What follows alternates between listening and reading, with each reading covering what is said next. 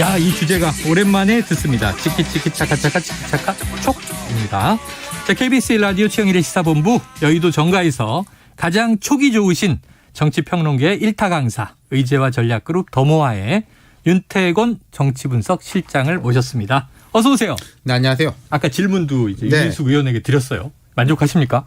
잘 들었습니다. 네. 그러니까 제가 이제 물어본 거에 대해서 직접 답은 안 주셨는데 네. 애둘러서 보면 해석하면 거기 답이 있는 것 같아요. 그래요. 총선에 이제 전체 국민한테 얼굴이 될 사람. 제가 이제 수도권이냐 TK냐라는 거는 핵심 지지층. 네네네네. 이냐? 어디 소구할 거냐? 중도층이냐? 그렇죠, 그렇죠. 이걸 애둘러서 물어본 건데 네. 전 국민이라고 한다면은 네.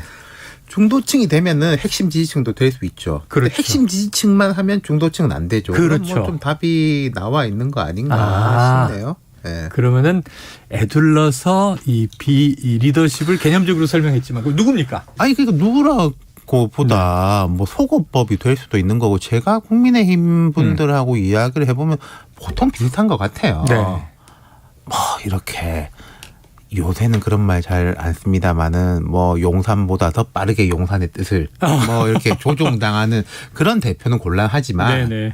그렇다고 해서 이건 뭐 망해라 너의 불행은 나의 아까 행복이다라는 식의 윤석열 이제 정부를 증오하는 사람은 안 된다. 그러니까 이렇게 어떤 얘기했어요. 뭐 그 배제적인 네. 제로섬적인 사람은 안 된다. 된다라는 게 뭐 대체적인 예. 건데 결국 이건요. 윤 대통령한테 앞으로 달려 있을 거예요. 대통령 지지율이 높아지면은 네. 당연하게 당도 대통령을 따라가려고 하는 거고 그렇죠. 대통령 뜻이 지지율이 너무 떨어지면은 거리를 둘 수밖에 없는 거죠. 총선에 이기려면. 아까 제가 어느 신문에서 보니까 뭐 용산의 분위기는 전당대회에서 당에 대한 장악력도 높이고 총선을 뭐 이길 수 있는 대표를 원한다 이렇게 나왔던데 뭐 사람 마음이야 다 똑같죠. 나하고 친하고 이기기도 할 수 있는 다 그럴 거예요. 근데 그게 안 되니까 그럼 둘 중에서 뭘 우선순위로 둘 거냐? 네네. 나하고 친한 걸 우선순위로 둘 거냐? 네. 총선에서 이길 수 있는 걸 우선순위로 네. 둘 거냐? 거기서부터 이 딜레마가 발생을 하는 거죠. 우리가요. 뭐 제가 누누이 말씀드린 건데 공부 잘하는 방법, 건강한 방법을 몰라서 우리가 공부를 못하거나 건강하지 못한 건 아니에요. 대체로 물론 하죠. 이제 네. 큰 병이 걸린다든가 사건 사고를 당하면 어쩔 수가 없지만은 우선순위가 딱 잡히지만 좋은 음식을 먹고 술 담배 안 하고 운동하고 잘 자고. 스트레스 안 받고 잘 자면 건강하다는 걸 우리 모두가 다 압니다. 잘 자고 잘 쉬고. 근데 그게 어려워요. 어려워요. 몸에 안 좋은 음식이 입에 당기고 네. 피곤하면 운동하기 싫고 또 먹고 또 늦게 살려면 스트레스 그렇죠. 쌓이는데. 스트레스 쌓이고 네. 그런 거가 문제거든요. 그럼 총선 이기는 방법 연하 야나 다 안다? 다 알아요 스스로 다 몰라는 못하는 게 아니라. 야, 재밌습니다. 아주 정확한 비유세요. 제가 보기에는 딱 맞습니다. 현실에. 자, 이 시점에서 요거 하나 이제 여쭤볼게요. 유상범 의원이 유승민 전 의원을 연탄가스 정치인이다. 아까 이제 윤희숙 의원 이야기의 연장선상인데 지금 이제 당권 주자로 꼽히는 몇몇 분들이지 않습니까? 근데 이 부총리급 저출산고령사위원회 부위원장에 또 이 나경원 전 의원이 내정됐단 말이에요. 네. 이런 지금 돌아가는 상황으로 조금 전당대회를 예견하고 계시죠? 그러니까 앞서서 이야기했던 뭐 배제적 리더십 이런 거에 대해서 결국 겨냥되는 게 유승민 전 의원이지 않습니까? 그렇죠, 그렇죠. 근데 저는 이게 유상범 의원 같은 이런 워딩이 오히려 유승민 전 의원을 이제 띄워줄 수 있다. 띄워줄 수 있다. 그런 생각이 들어요. 그러니까 유상범 의원 같은 경우에는 검찰 출신이고 뭐 이런 중진 핵관까지는 아니지만 되게 가까운 초재선 의원 중에 이제 한 명으로 이제 꼽히고 이런 분들이니까 그럼 유승민 의원이 마케팅을 하기가 좋죠. 저 봐라. 저 사람들이 나를 공격하는 거 내가 두렵다는 뜻이다. 이렇게 되는 거니까요. 예. 자, 그런 기류가 지금 나타나고 있는데 사실은 이게 뭐 윤핵관 혹은 용산 입장에서도 좋지 않다. 이렇게 지금 분석을 해 주셨습니다.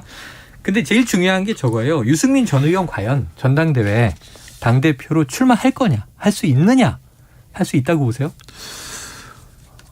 될 만하면 되진 않더라도 유의미한 성과를 거둔다면 출마를 해야 되겠죠. 패배하더라도. 예, 그 지금 유 전 의원이 뭐 출마를 하지 않고서 그 다른 어떤 정치적 대안이 있는가라는 점을 볼 때, 그러니까 뭐 어쩔 수 없는 면도 있어 보여요. 그리고 지금 어쨌든 지지율 잘 나오지 않습니까? 네네네. 여론조사상으로. 뭐 역선택 이런 이야기도 있지만요. 뭐 그런 면도 있겠죠. 네. 그런 면도 있겠는데 지금 TK 지역이라든지 또 국민의힘이나 보수층에서도 상당히 높게 나오거든요. 네네네. 저는 근데 이걸 이렇게 해석해요. 유승민이 좋아가지고 우리 대표 자기 주장 뭐 이렇게 보는 분들도 있을 것이지만은 지금 현재 정부 여당 여권에 대한 불만 나 지금 이게 되게 마음에 안 들어라는 것에 이제 그 조금 유식한 말 써보자면 네. 기의와 기표가 있지 않습니까? 네. 나의 뜻을 유승민이라는 기표로 네. 쓰고 있는 거죠. 그러면 이건 쉬워요. 정부 여권에 대한 지지도가 높아지면은 내려갈 겁니다. 예. 야, 소시루의 기의와 기표는 10년 만에 들어본 것 같습니다. 10년 만에 방송에서. 또 이런 말 들어야지 새롭기도 하고. 깜짝 놀랐습니다. 예, 야, 그렇죠. 역시 고수는 그냥 고수가 아니에요. 다 이 비유가 적확합니다. 자, 그런데 지금 요게 있어요. 나경원 전 의원이 이제 부총리급 자리를 맡다 보니까 지난번에 기자들이 차기 당대표가 누구요? 그랬더니. 근데 이거 나경원 네. 전 의원이 수락을 한 건가요? 이거 좀 기사를 이거 잘못 거부할까요?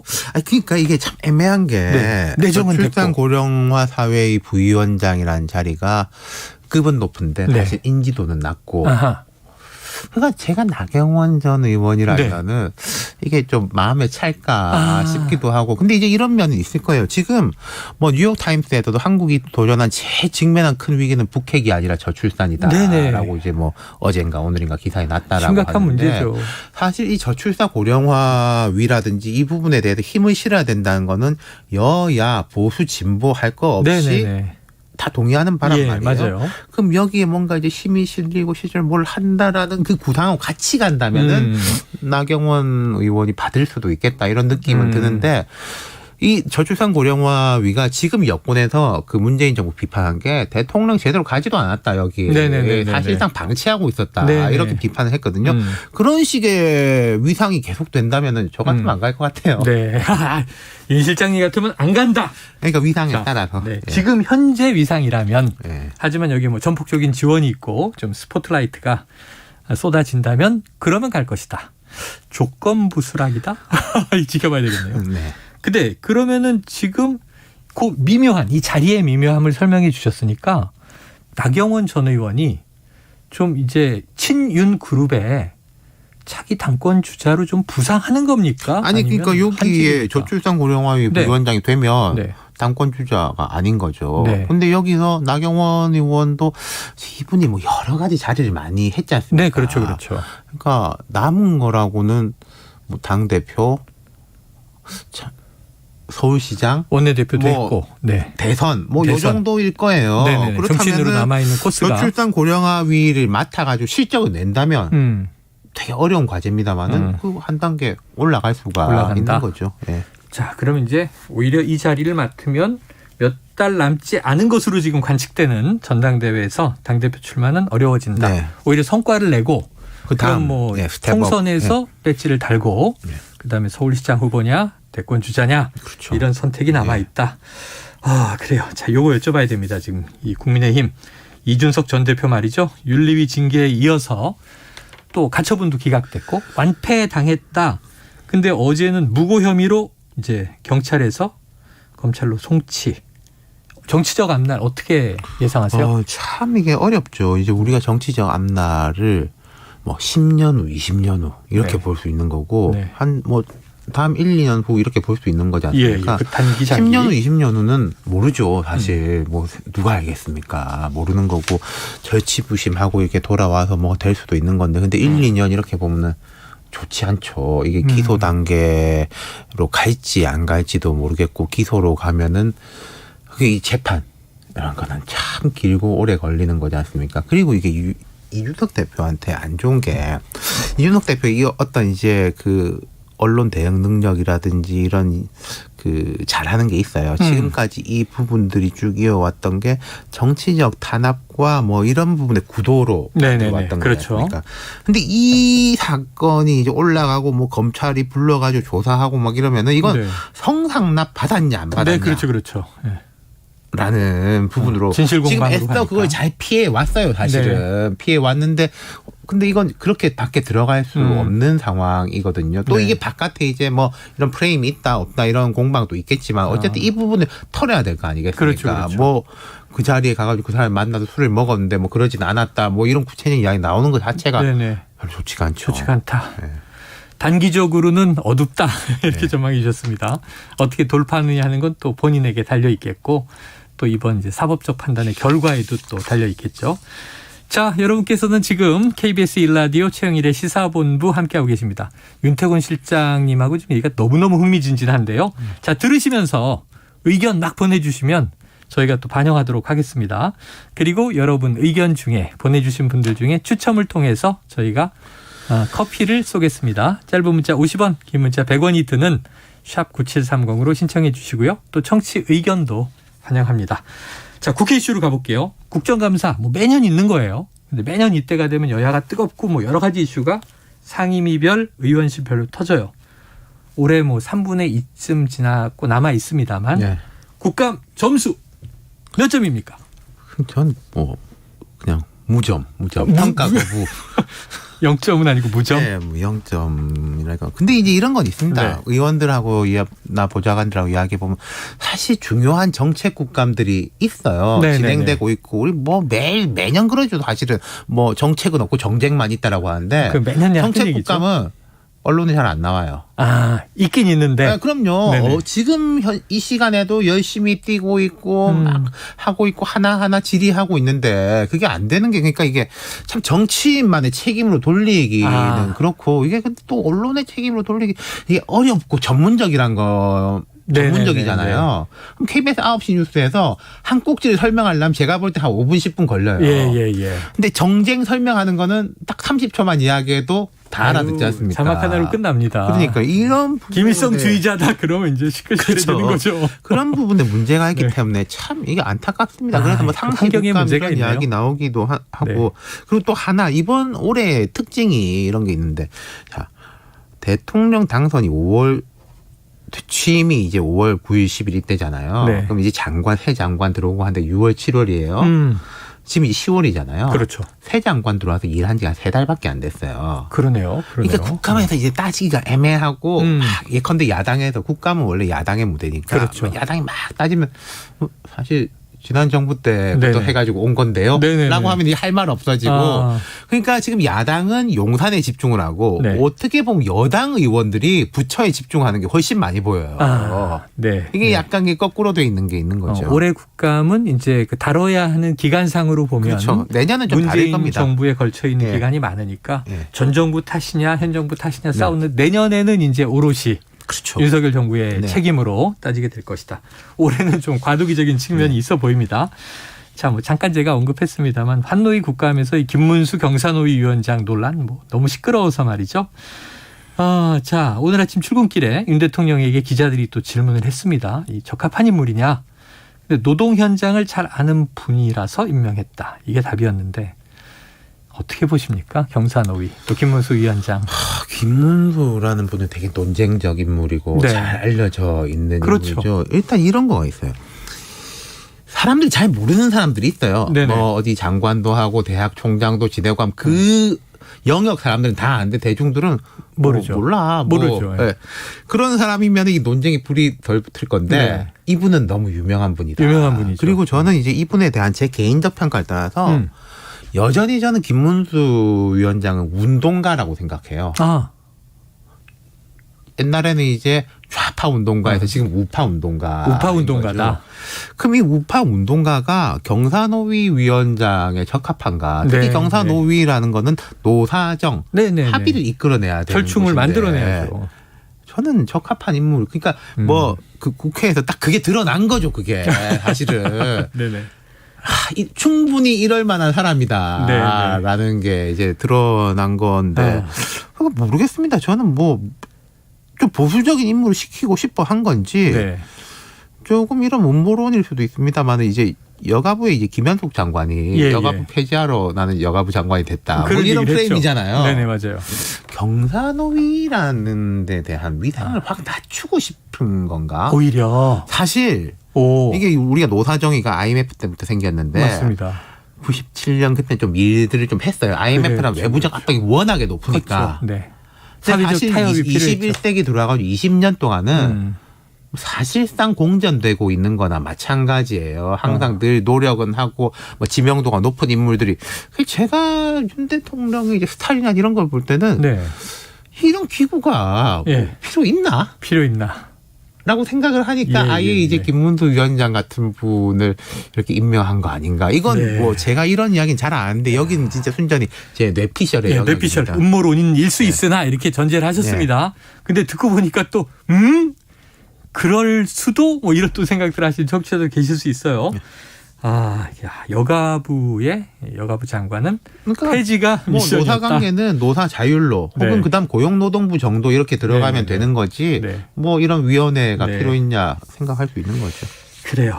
그런데 참 이게 또 앞으로 경제적인 또 암흑기가 온다고 조금 전에도 이야기를 해서 그럼 이게 또 노동자들은 노동자대로 또 이제 기업계는 기업계대로 이게 절충 타협이 필요한 거 아닌가 싶은데 어떨까 싶습니다. 정치권에서 그러다 보니까 여기서 지금 이 노사정 경사노위의 이제 본연의 이슈보다는 뭐 친일 종북 뭐 이런 얘기들이 튀어나오잖아요. 이거 참 구태연한 표현들인데 이건 어떻게 보세요? 그러니까 이재명 대표가 불을 지피고 정진석 대표가 기름을 붓고 네. 이제 여야 김문수 합작으로 위원장이 뭐라고 그럽니까? 이제 뭐 불꽃이 튀긴다 그래야 되나? 뭐 거의 네. 뭐 이러고 있는 형국인데요. 저는 이렇게 생각합니다. 근본적으로 무능해서 그래요. 아, 왜냐하면은 내용으로 싸울 자신이 없기 때문인 거예요. 지금 북한이 이제 어제는 완전 재래식 무기를 통한 도발, 복합적 9.19 합의에 도발을 대한 했어요. 그러니까 이제 뭐 중거리, 단거리, 네. 그다음 재래식 무기까지 공중전, 포격. 전투기 뭐 150대 띄우고 네. 그리고 뭐 많은 전문가들이 그렇게 이야기하더라고요. 저는 뭐 그 부분에 대해서 아주 전문성이 있지는 않지만은 뭐 누구의 잘잘못 떠나서 비핵화는 물 건너 간 거 아니냐. 9.19 뭐 남북 군사 군사 합의도 있고 과거 이제 91년에 이제 뭐 한반도 비핵화 공동선언도 있는데 뭐 우리가 파기하고 말고 떠나서 네네네. 깨져 있는 이미 상태인 네네. 거라는 거예요. 그럼 여기에서 이제 어떻게 대응할 거냐.